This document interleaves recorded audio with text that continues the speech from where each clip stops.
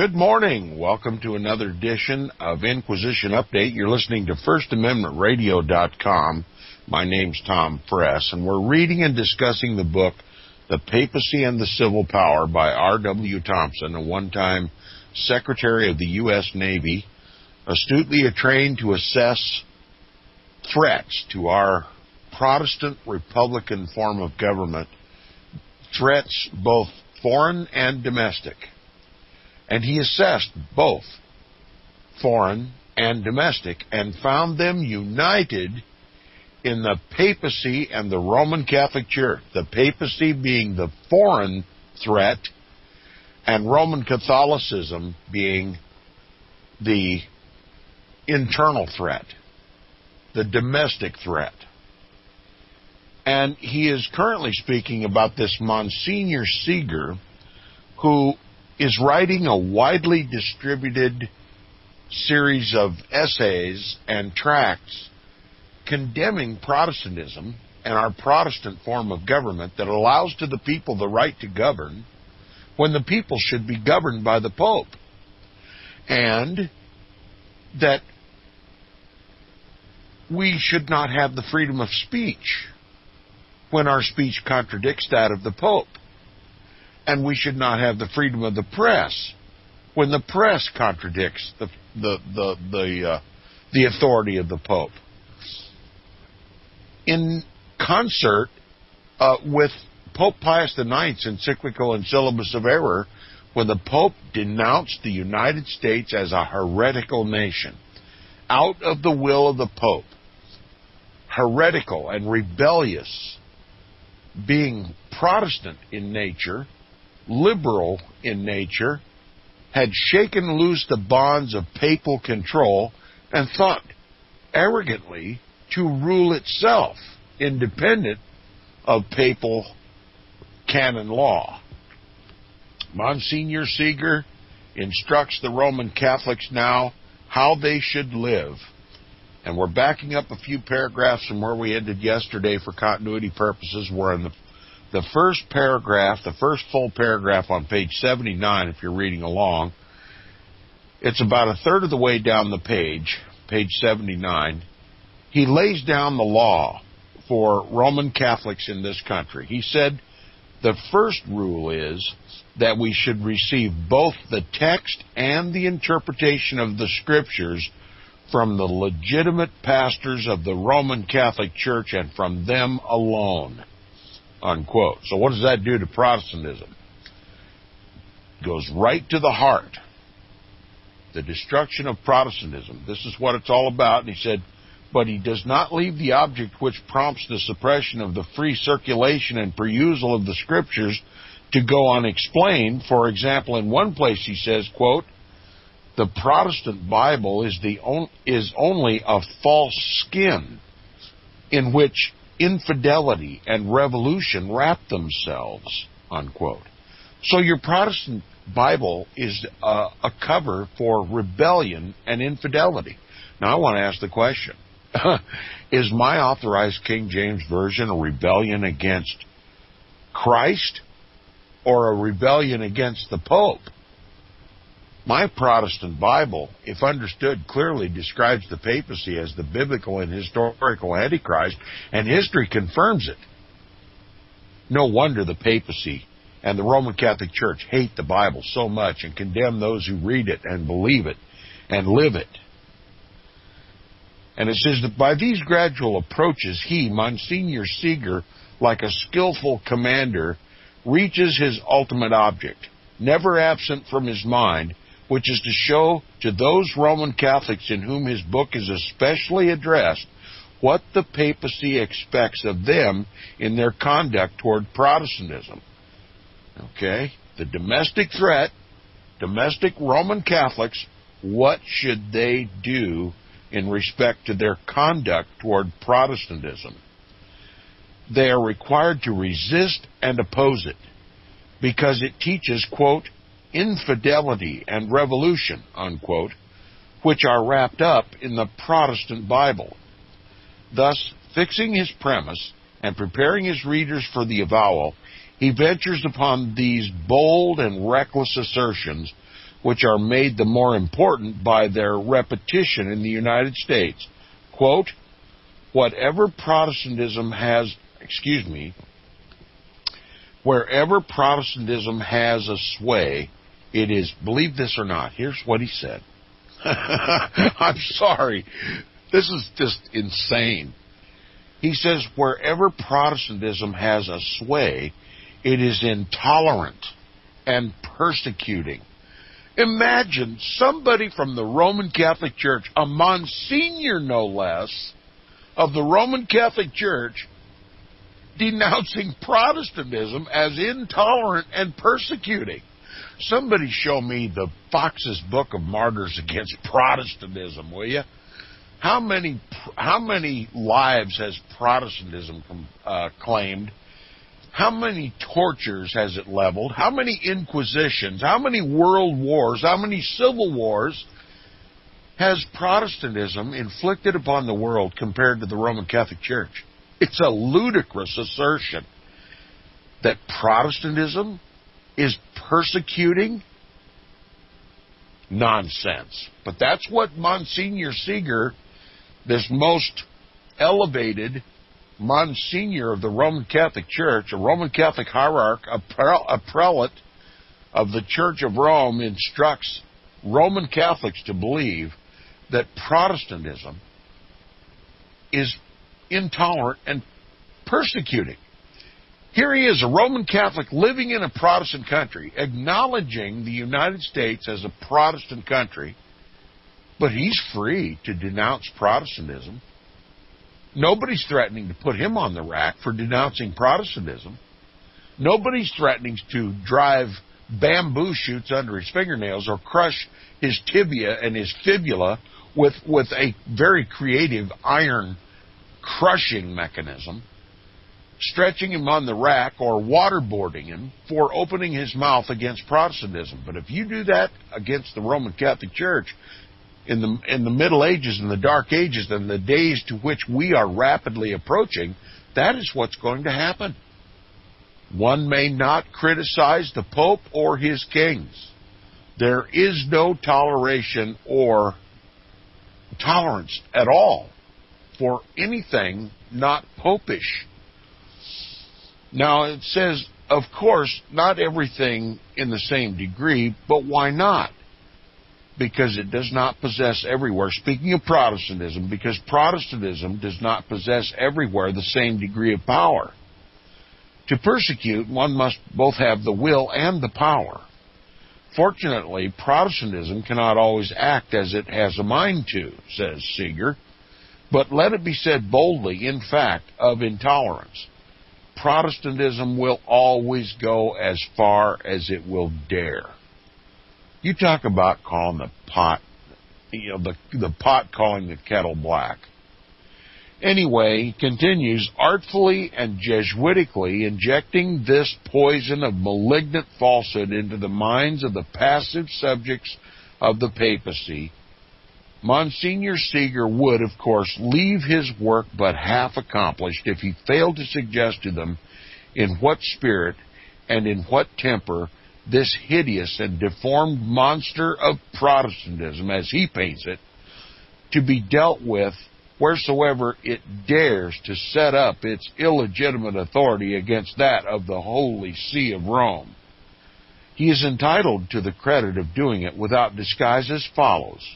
Quote, the Catholic Church is certainly intolerant in matters of doctrine. True, and we glory in it. Truth is, of itself, intolerant. What is false is false. No compromise between truth and error. Truth cannot compromise.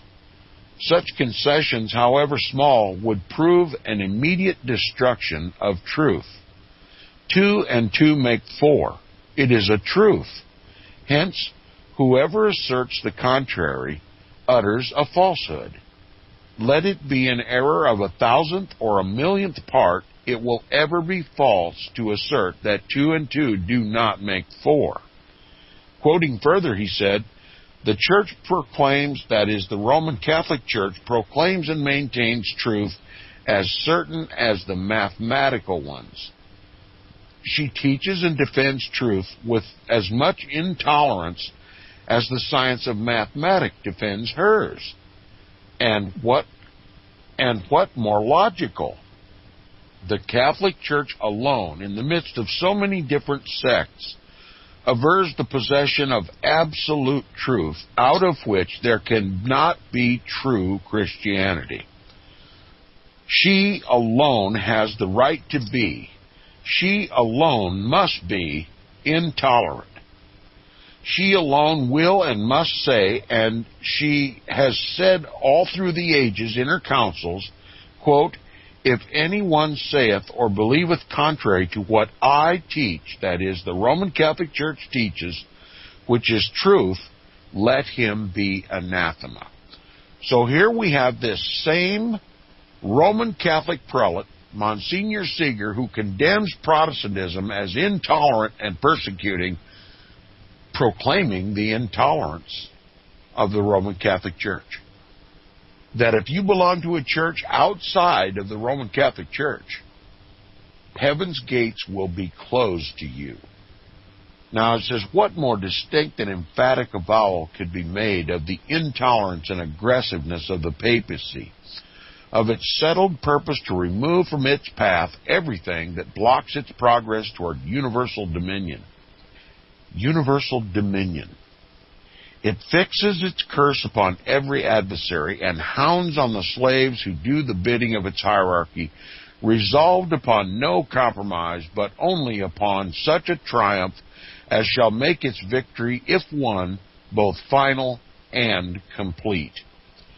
Therefore, this reverend libeler of Protestantism, as one of the generals of its great army, seemingly in anticipation of such a triumph, passes on one step further, that he may develop more minutely the contemplated plan of operations and show some of the effective instrumentalities which are to be employed in the more practical exhibition of intolerance, so that the avowal may excite in the minds of the timid and cowardly a wholesome dread of papal authority.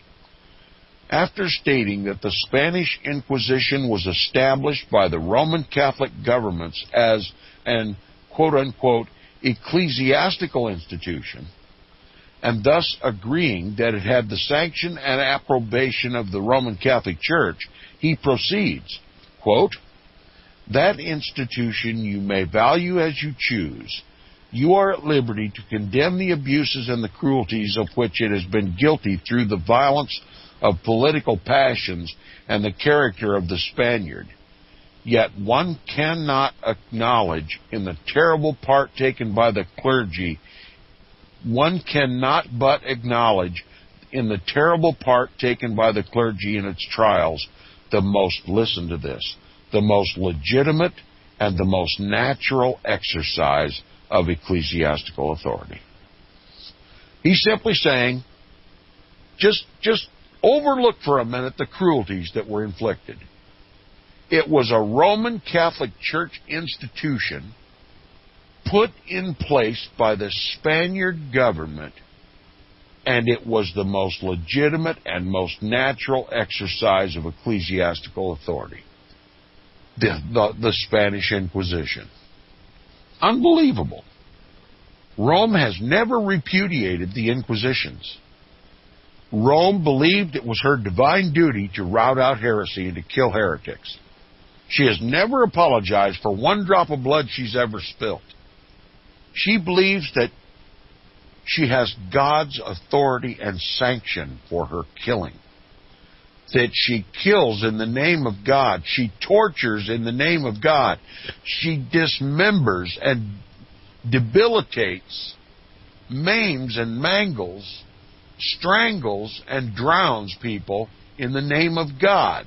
And it's justified because she believes she's doing God's service. Now, this language is so plain and explicit that there's no room for doubt about its import. Its meaning is sufficiently seen without any straining of the most ordinary rules of interpretation. It was not designed for Protestant readers, but was avowedly and expressly addressed to those who were supposed to be ready and willing listeners to the words of authority, to such as tamely and submissively put their manhood into the keeping of ecclesiastical superiors, the Spanish Inquisition. Is there any reader so ignorant that he needs to be told what it was? Of all the institutions ever known to the world or ever invented by human ingenuity, it was the most cruel, oppressive, and bloodthirsty. Its thousands of victims, no, its hundreds of millions of victims, whose bones were crushed with its accursed instruments of torture, and whose groans made its priestly officials laugh with the joy akin to that of the fiends of hell, still cry out from their tombs against it. And the author gives us a note here at this point. He speaks of John Antoine Lorente, who was Secretary of the Inquisition in Spain, and when the institution was suppressed in 1809, 10, and 11, all of the archives of the Inquisition were placed at his disposal. These consisted of the unpublished manuscripts and papers mentioned in the inventories of deceased inquisitors. They were carefully examined and furnished him much of the valuable information communicated in his published Histories of the Inquisition. He says that the horrid conduct of this quote-unquote holy office weakened the power and diminished the population of Spain. Yes, it was so bloodthirsty that it actually diminished the population of Spain noticeably. Listen, that means when you walk down the street, you notice that there's not as many people on the street in downtown Main Street, Spain. Okay, it diminished the population of Spain by arresting the progress of arts, sciences, and industry and commerce. All of these were affected by the number of people killed in Spain, the number of God's people killed in Spain for throwing up objections to the papacy and its Roman Catholic government. They depleted the population so much that it halted the progress of the arts, sciences, and industry and commerce. And by compelling multitudes of families to abandon the kingdom, people left Spain in droves in fear of the Inquisition. And it says, by instigating the expulsion of the Jews and the Moors, and by immolating on its flaming shambles more than 300,000 victims. 300,000. That's 1/10 the population of the United States today. Okay? A lot of people died in Spain. And Rome has never apologized for one drop of their blood. It says he traces the history with great minuteness of detail, showing its introduction into Aragon during the reign of Ferdinand and Isabella, the punishment of the Albigenses and the Jews by its cruelties, its approval by Pope Sextus IV, Innocent VIII, and others as the means of augmenting their power, and gives the harsh and unprecedented rules of procedure by which it was governed. One of those rules shows how necessary it was considered to the papacy, that is, the Inquisition, how necessary the Inquisition was considered by the papacy, and that it was employed by the that's how they called them, reverend inquisitors, both as a religious and a political institution. Remember, the Roman Catholic Church insists that the state and the church be united, that the state be the instrument of torture against heretics in their nation by order of the Pope. Now look, if the Pope ever gains the necessary power and influence in this country, it will command the government of the United States to kill Bible-believing Christians and anybody who throws up an offense against the government of the United States or the Pope over which it is ruled. That's just history repeating itself. It's nothing new. We should all know about it. But this history's been held from us. We no longer think about these things. Most people, when they bring up the subject, think it's a waste of time. We're in more modern, more civilized age, and we don't need to be talking about the Inquisition anymore. Well, I'm sorry. That is about to change in this country. He continues with the note. He says, it required all witnesses to be asked in general terms, quote, if they had ever seen or heard anything that was or appeared contrary to the Catholic faith or the rights of the Inquisition, unquote. Again, from Llorente's History of the Inquisition, and it gives the recitation, page 60, gives the reference, so you can look it up for yourself if you have a copy of this. It was characterized by the question, have you ever seen anything or anybody opposed to the Pope or the Inquisition? That's all it took to get somebody arrested and sent to the Inquisition for interrogation and torture. Those are the days to which we are rapidly approaching in this country. Now, the author continues with the text. He says, yet in the 19th century, while humanity has not ceased to shudder at the thought of its possible revival, the press of an American publishing house sends forth among the adherents of Roman Catholicism in the United States, with the sanction and approval of the Roman Catholic Bishop of Boston, the startling avowal that this horrible instrument of persecution, the Holy Roman Inquisition, is, quote, the most legitimate and most natural exercise of ecclesiastical authority. And more than one of the Roman Catholic journals in the United States have taken extraordinary pains to commend the book in which this avowal is made to their readers. The Boston Pilot, a paper of large circulation, thus advertises this book in its issue of February 20th, 1970, quote, plain talk about Protestantism of today. Everybody is buying it. Prices, neatly bound, 60 cents. In paper covers, 25 cents. By the hundred for distribution, $15. Send for copies to distribute among your neighbors. Unquote. Here, the design in republishing this book in the United States is made evident, that it shall, incendiary-like, make its way over the land by being brought within the reach and the means of all papal followers who can read it, so that they may be inoculated insensibly with the views and opinions of their ecclesiastical superiors, to be thereby fitted for whatsoever work they shall be called upon to do. There are very few Protestants who observe these cautious and stealthy approaches of their vigil, of their vigilant and sleepless adversary. Many of them engaged in pursuits which invite them into other fields of inquiry, and always tolerant and unsuspecting, are unwilling to rest long enough from their active occupations to pay any attention whatsoever to these things. And that's the condition today. Protestants are asleep. They don't know who their enemy is. They don't know what the greatest threat to their faith and their Republican form of government is. It's the Roman Catholic Church and a revived Holy Roman Inquisition right here in Protestant America. We'll return to Inquisition Update right after the break.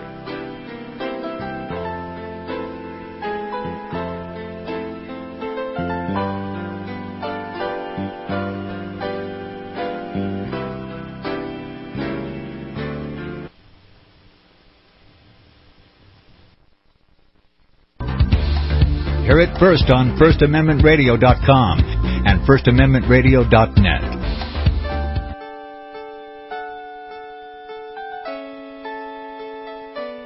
The program you are listening to is 100% sponsored by you, the listener, on this First Amendment Rights Media channel. You will notice that there are few commercials on this radio network. There's a good reason for that.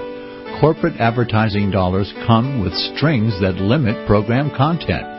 So without your help, these programs cannot continue on Internet or our several affiliates. If you benefit by the educational law programs, we ask you to give. If you are admonished or nurtured by the Bible and ministry programs, we ask you to give. If some voice a cause that you are passionate about, we ask you to give. If you believe in any of these, we ask you to support them as you would a missionary on a continual basis, as if giving a tithe for missionary radio. These programs are not commercially viable and must be supported by those faithful to the cause of truth. Look for the button to sponsor your favorite programs at our listen and schedule pages on the Internet. Then, when you subscribe, we will send you the last quarterly MP3 CD of that program immediately, and continue to do so with each new quarter. We will also give you unlimited archive access to all of our programs. We're asking you to give much less than a tithe, so that you may also send support directly to a particular program host, cause, and anywhere else the Spirit may lead you. Do all to the glory of our God and Creator, for His holy nation, the only kingdom that will last forever. Thank you for listening.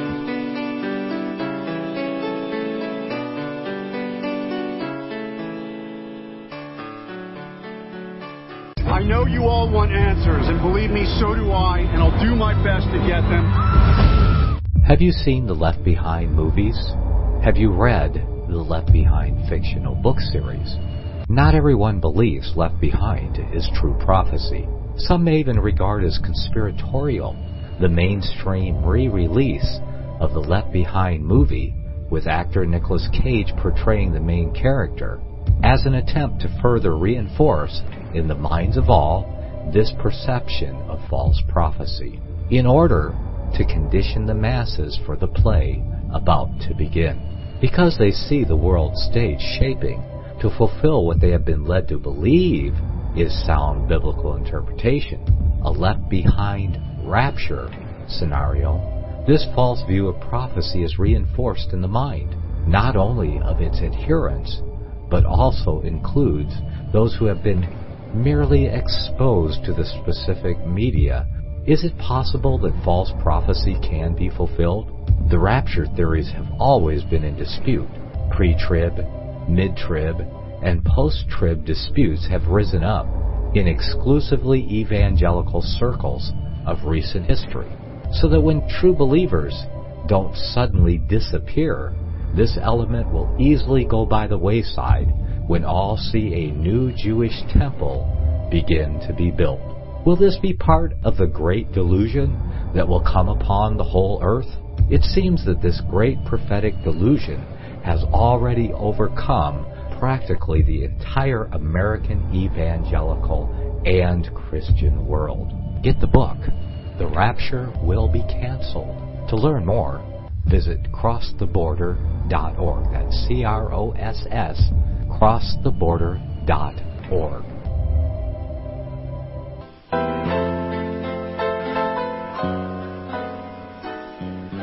Welcome back to the second half hour of Inquisition Update on FirstAmendmentRadio.com.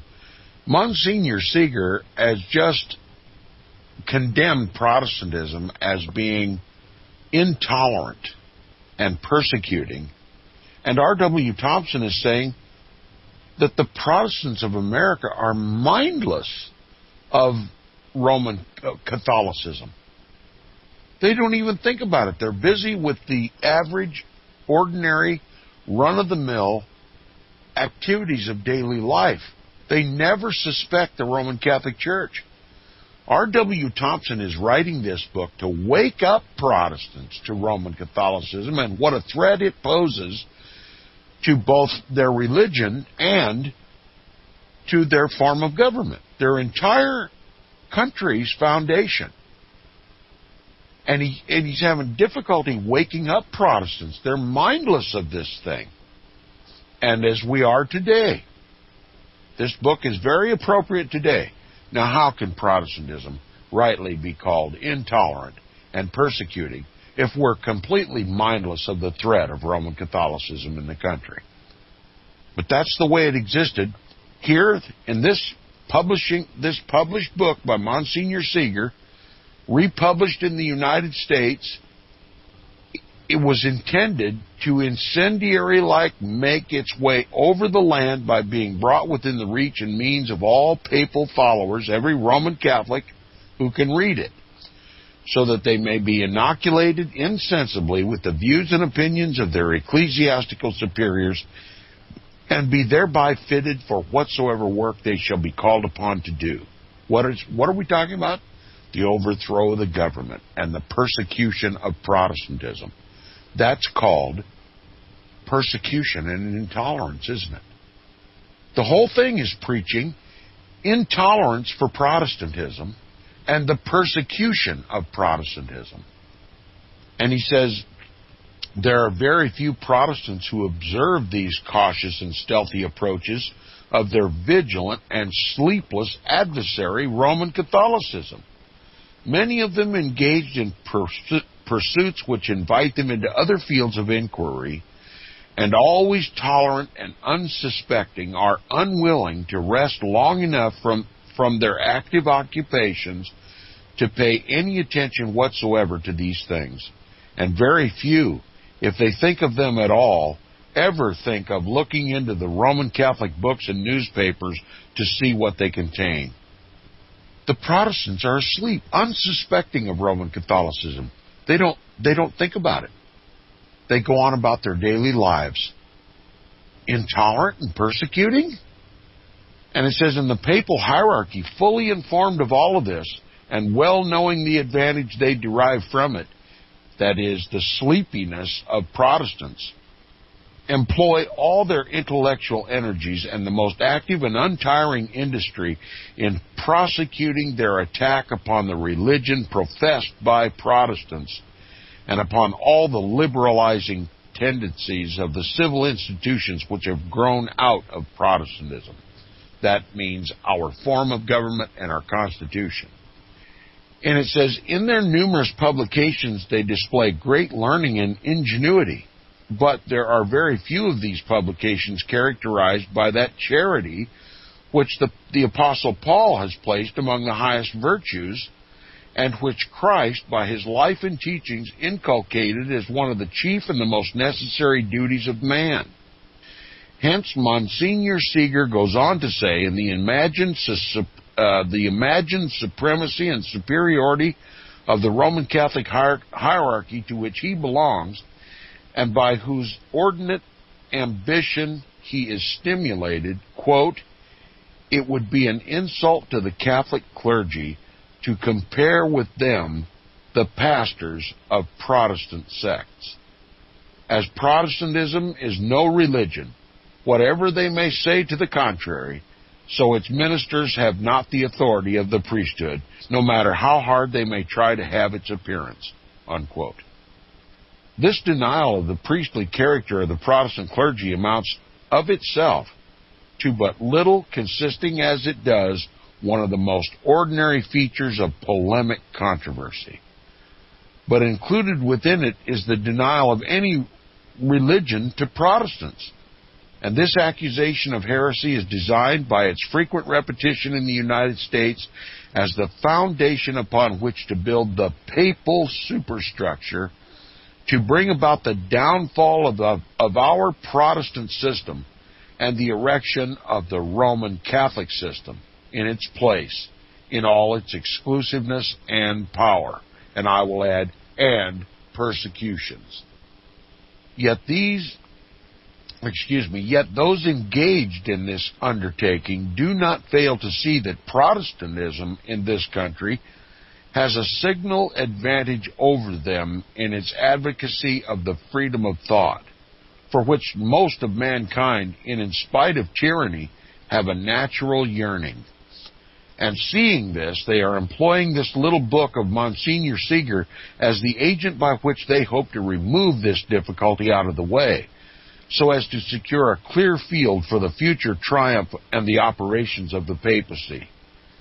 It is not proposed to do this by argument or by any appeal to the intelligent reason, for in such a field they would meet inevitable failure. but by employing that dogmatism which allows no denial and which has hitherto served them well, so well in other times and countries. Monsignor Seeger cuts the thread with a single swoop of his ecclesiastical saber this way. He said, quote, "The freedom of thinking is simply nonsense. We are no more free to think without rule than we are to act without one. Unless we prefer to be disorderly and incur damnation, we are bound to have thoughts of truth and truth alone, just as we are bound to do what is right and only what is right," unquote. And at another place he says, quote, "Freedom of thought is the soul of Protestantism. It is likewise the soul of modern rationalistic philosophy. It is one of those impossibilities which only the levity of a superficial reason can regard as admissible. But a sound mind that does not feed on empty words looks upon this freedom of thought only as simply absurd, and what is worse, as sinful," unquote. Did you know the Roman Catholic Church forbids freedom of thought? You ever hear the expression thought police? There's no greater thought policeman in the world than the Roman Catholic Church. We're all taught that it's wrong to be a thought police, right? That we ought to be free to think, reason. Not in a Roman Catholic country, you don't. You simply believe as you are taught by the hierarchy of the Roman Catholic Church. So you just check your brain and your Bible at the door, and you do as you're told, because the Pope is the end-all and be-all of Christianity. He is the fountain of truth by divine right.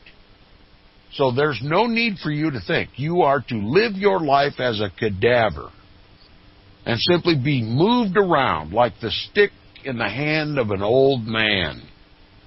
That's ultramontane Roman Catholic Christianity. It cannot be called Christianity, not in any serious mind. It calls itself Christianity. And the world hearing that just turns a blind eye to it. It's no threat if it's Christianity, right? Now, every reader accustomed to every reader accustomed to construe the simplest language can see that from these extracts, at a single glance, their full import. Therefore, without stopping here to comment upon them, it is sufficient only to say that besides assailing Protestant Christianity, they are an open and undisguised attack upon the chief cornerstone of our political institutions. These not merely secure to every American citizen the right of free thought, but recognize it as inalienable. If this great principle had not been maintained, our institutions could not have existed, and the theory of self-government would have been a disastrous failure. But by these papal teachings, and in direct opposition to this principle, the Roman Catholic citizens of the United States are commanded to regard it as absurd and sinful, and therefore in violation of God's law, as an odious and intolerable form of heresy, which is offensive to the papacy. They are thus instructed that they may be prepared to perform the religious duty of uprooting and eradicating all the constitutional guarantees designed for the protection of this principle, that is, because freedom of thought is the soul of Protestantism, and Protestantism has an open Bible in which infidelity and revolution wrap themselves. There should, after this, be no further denial of the fact that the papacy does not assert for itself, and that its devotees, that the papacy does assert for itself, and that its devotees maintain for it the divine power to teach political as well as religious truth.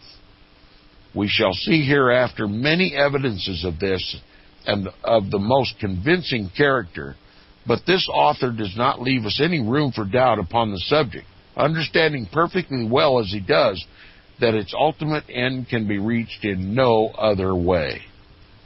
After asserting that such freedom as the Protestants confer will lead to perdition unless controlled by the divine teachings of Christ and that of his Roman Catholic Church, that is, the Pope, and through his bishops and the clergy, he continues by saying, quote, "The authority of the Roman Catholic Church is a guard over human understanding in whatever directly or indirectly affects religion, which means in every kind of doctrine, religious, philosophical, scientific, and political arenas," etc., etc., etc. The Roman Catholic Church is the guard over human understanding, and that whatever directly or indirectly affects religion or doctrine or philosophy or science or politics is the domain of the papacy and the Roman Catholic Curia. That's your entire life. From cradle to grave, you are to obey the Pope and his church in every aspect of your life. Now, no apology is offered for these numerous extracts from this book of Monsignor Seeger, since it is supposed that the opinions of the author can be better made known by means of them than by briefer quotations, and because in order to convey a proper idea of what constitutes Roman Catholic literature in the United States, equally liberal quotations must be made from other papal authors. This book is introduced here on account of the great exertions made to secure it a large circulation, and of the most significant fact that it is considered worthy of the special endorsements of the Bishop of Boston, which gives to it the sanction of official authority. But it is by no means sent out alone. A crusade requires a large army, composed of many and disciplined soldiers, and supplied with the necessary weapons of warfare. This press is an ever-acting engine of power, and being free in this country, without regard to what it teaches, that part of it which moves or halts at the bidding of ecclesiastical authority continues its ceaseless efforts day and night to erect upon the ruins of Protestantism the imperial throne of papal power and absolutism by keeping up the supply of these necessary weapons. That's a wholesale condemnation of the press in this country for distributing among the people the ultimatum. That's how the press is used today, to indoctrinate the people. Listen, how many times up and down the mainstream media have you ever heard anything critical of the Roman Catholic Church or suggestive that it is trying to overthrow our democratic form of government, our republican form of government? How many times in the mainstream media have you dialed around from frequency to frequency, channel to channel, and hear some talking head say, the Roman Catholic Church has infiltrated the Protestant churches and seeks to destroy Protestantism through ecumenism? Can you name me one? Instead, we're taught to fight crusades. Nothing negative may be said about the crusades of the United States against the heretics in the Muslim world. The press is controlled, and it's Roman Catholic in character.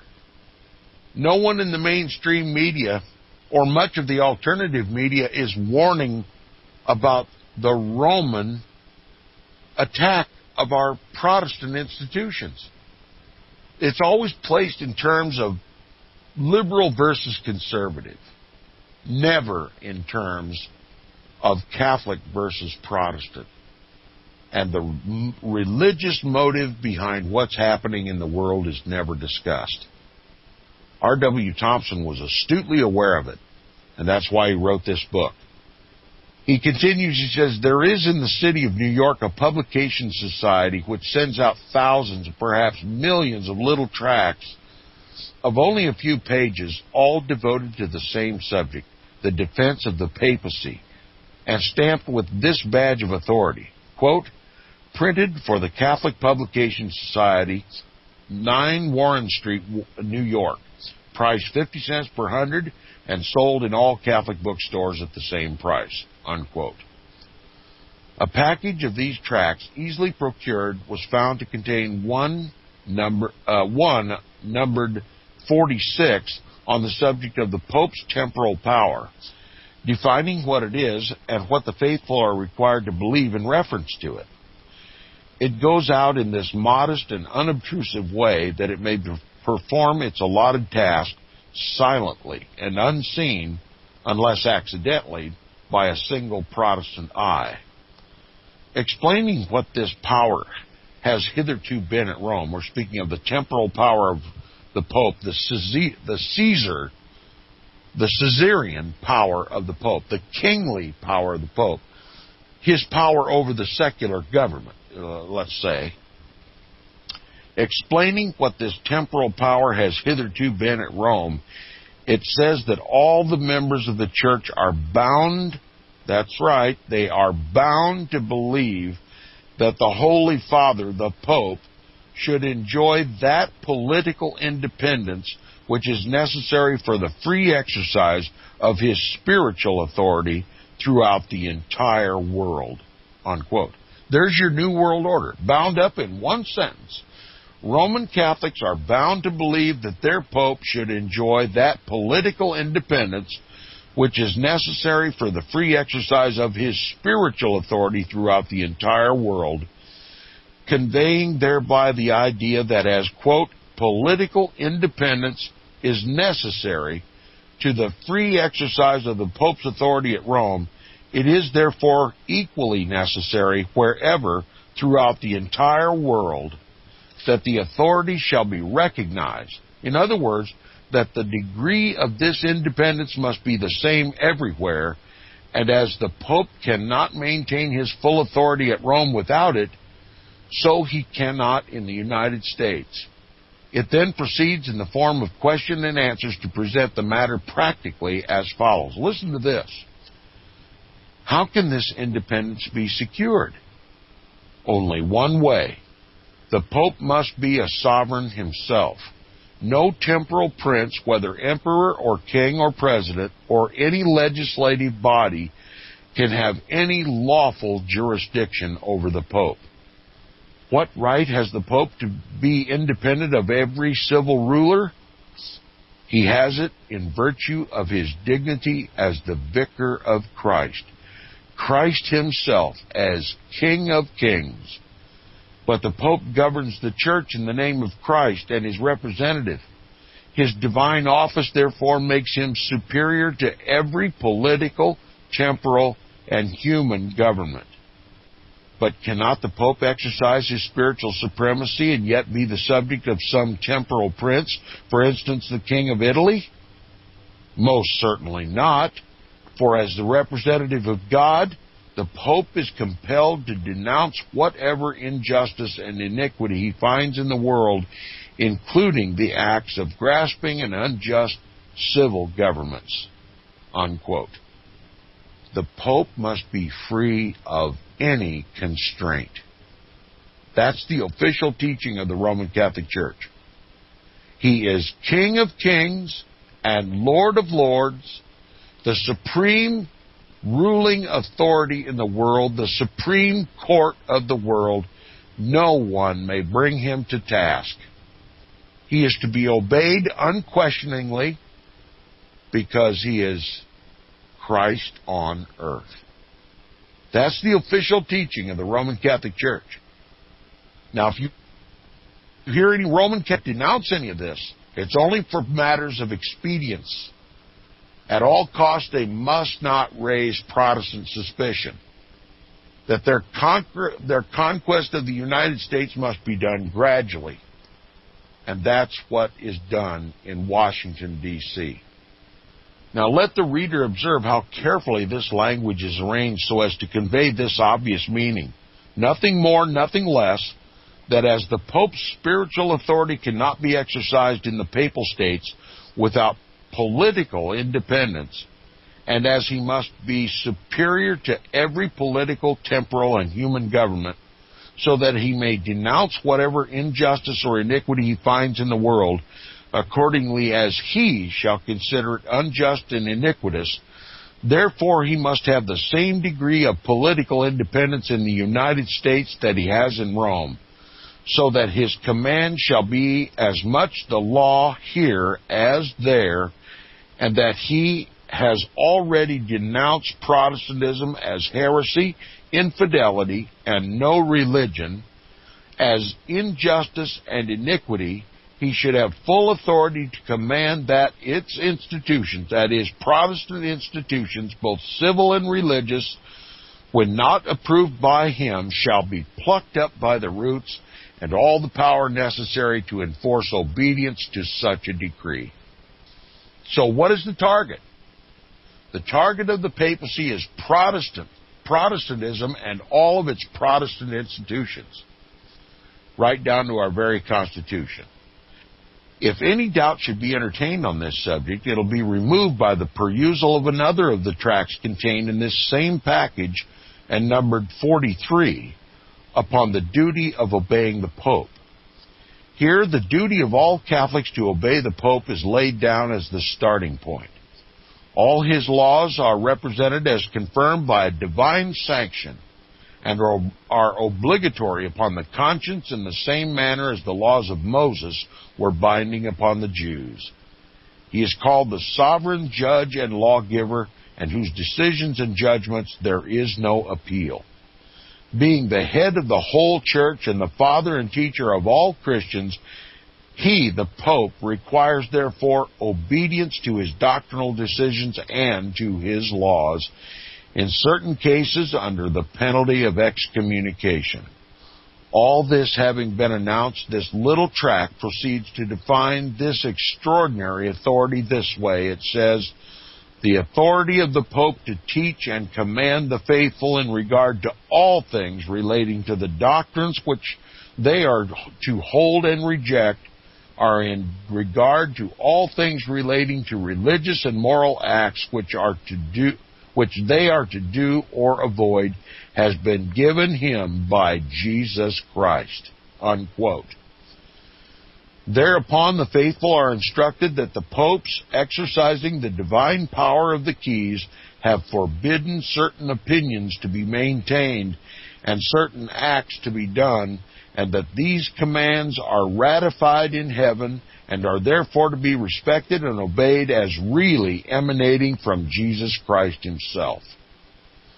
Then, passing from this blasphemous comparison of the Pope with Jesus Christ, it condemns Freemasonry, as already under the curse of several popes before the present one, denies the right of a private person to judge the rulers of the church, and thus asserts full official impunity for every member of the hierarchy, endeavors with an exceedingly thin veil of sophistry to evade the charge of ecclesiastical interference with political opinions. We've run out of time. Obviously, he has a better opinion of Freemasonry than I do, but we'll retrace a little bit of our steps tomorrow on the broadcast and bring this all into perspective when we continue on Inquisition Update on FirstAmendmentRadio.com. I'll see you tomorrow.